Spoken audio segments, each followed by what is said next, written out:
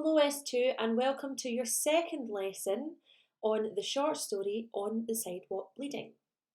So what are we going to learn through this unit? Well, remember, in this unit we are going to cover reading and understanding a short story, analysing the different short story techniques and evaluating the short story. And remember, at the end of this, you're going to be doing a textual analysis that textual analysis assessment, which will assess your ability to understand, analyse and evaluate a text. We're going to start again by reading a section of your short story, and remember, a copy of this can be found in your OneNote. The couple came into the alley suddenly.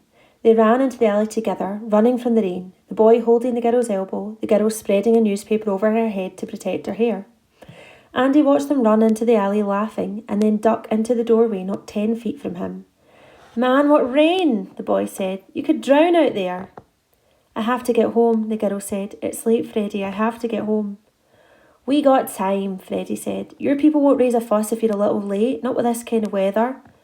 "It's dark," the girl said, and she giggled. "Yeah," the boy answered, his voice very low. "Freddie? You're standing very close to me. There was long silence. Then the girl said, "Oh," only that single word, and then Andy knew she had been kissed, and he suddenly hungered for Laura's mouth. It was then that he wondered if he would ever kiss Laura again. It was then that he wondered if he was dying. No, he thought, I can't be dying. Not from a little street rumble, not from just being cut. Guys get cut all the time in rumbles. I can't be dying. No, that's stupid. That don't make sense at all. "You shouldn't," the girl said. "Why not?" "Do you like it?" "Yes. So? I don't know." "I love you, Angela," the boy said. "I love you too, Freddie," the girl said, and Andy listened and thought, "I love you, Laura. Laura, I think maybe I'm dying. Laura, this is stupid, but I think maybe I'm dying. Laura, I think I'm dying." He tried to speak. He tried to move. He tried to crawl toward the doorway. He tried to make a noise, a sound, and a grunt came, a low animal grunt of pain. "What was that?" the girl said, suddenly alarmed, breaking away from the boy. "I don't know," he answered. "Go look, Freddie." "No, wait."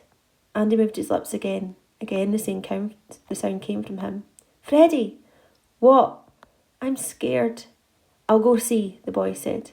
He stepped into the alley. He walked over to where Andy lay on the ground. He stood over him, watching him. "You all right?" he asked.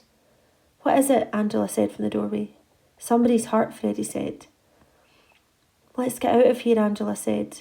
"No. Wait a minute." He knelt down beside Andy. "You cut?" he asked. Andy nodded. The boy kept looking at him. He saw the lettering on the jacket then. The Royals. He turned to Angela. "He's a Royal," he said. "Let's what do you want to do, Freddie?" I don't know. I don't want to get mixed up in this. He's a Royal. We help him and the Guardians will be down on our necks. I don't want to get mixed up in this, Angela."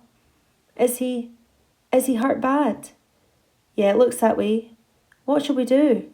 "I don't know." "We can't leave him here in the rain," Angela hesitated. "Can we?" "If we get a cop, the Guardians will find out who," Freddie said. "I don't know, Angela, I don't know." Angela hesitated a long time before answering. Then she said, "I want to go home, Freddie. My people will begin to worry." "Yeah," Freddie said. He looked at Andy again. "You all right?" he asked. Andy lifted his face from the sidewalk and his eyes said, "Please, please help me." And maybe Fred read what his eyes were saying and maybe he didn't. Behind him, Angela said, "Freddie, let's get out of here, please." Freddie stood up. He looked at Andy again and then mumbled, "I'm sorry." He took Angela's arm and together they ran towards the neon splash at the other end of the alley. "Why, they're afraid of the Guardians," Andy thought in amazement. But why should they be? I wasn't afraid of the Guardians. I never turkeyed out of a rumble with the Guardians. I got hurt. But I'm bleeding.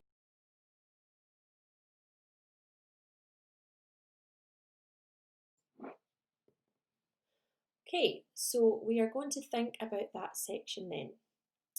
We are going to think about the following techniques: characterisation, symbolism, repetition, and although it is not a technique, we're also going to look at the overall themes of the short story. So let's start with characterisation. Now, like before, I want you to start thinking about characterisation in terms of making a point, adding your evidence, and starting to analyse your evidence. I want you to have 3 quotations, and I've already found 2 for you. Okay? I want you to look at just that section of the short story and write down how Andy is feeling, where is the evidence, and how is this supposed to make you feel. Okay? I've added in 2 quotations I think are really important. I want you to find one more, probably from the very start of that section, and try and think about why has the writer included this? What does he want to show with Andy's development of character? How has Andy's characterisation changed? And how is that meant to make you feel as a reader? So pause the video and complete that task. Moving on then to symbolism. First of all, what is symbolism? What we'd like you to do is have a quick class discussion. If you're isolating and you're not in a class, then you can look it up. But remember, when you look up symbolism, look it up in relation to literature, please. Let's look at this quotation here. The boy kept looking at him. He saw the lettering on the jacket then, the Royals. He turned to Angela. Now, what does that jacket symbolise? Think how it symbolises, what it symbolises to everyone that's been near him so far and other people that might go past him. Remember that this is a 16-year-old boy dying in an alleyway, and there have been witnesses already, and there's probably going to be more. But do they see Andy when they see that jacket, or do they see something else? So I want you to pause the video and update your notes on symbolism just now. Moving on then to think about the technique of repetition, which is used quite a lot in this short story. Let's look at this quotation. I love you, Laura. Laura, I think maybe I'm dying. Laura, this is stupid, but I think maybe I'm dying. Laura, I think I'm dying. First of all, why does he keep repeating Laura's name? Think about who Laura is to Andy. What does she mean to him? Why is he holding on to her? Why is he not repeating the name of the other royals? Why does he not want their help? Why has it got to be Laura?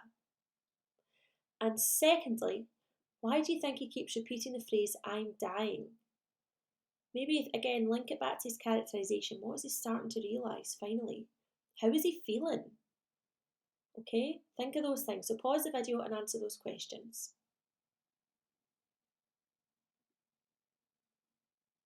Let's go back to the symbolism of the jacket again. What I want you to do to finish off this lesson is have a class discussion of what you think the main themes of this short story are. There are at least 2. And I want you to add anything that you talk about into your notes. Now, when you are doing even a textual analysis assessment, you will be asked not only about what the theme is, but what does that theme mean to you? How can you relate that to your own experiences? Okay, so I want you to think about the broad theme. Remember, the theme is the big idea. And maybe have a class discussion about, is that theme relevant today? Any notes at all, please add to your box. Once you've done that, that's you done for today, and you can carry on with your migration sway.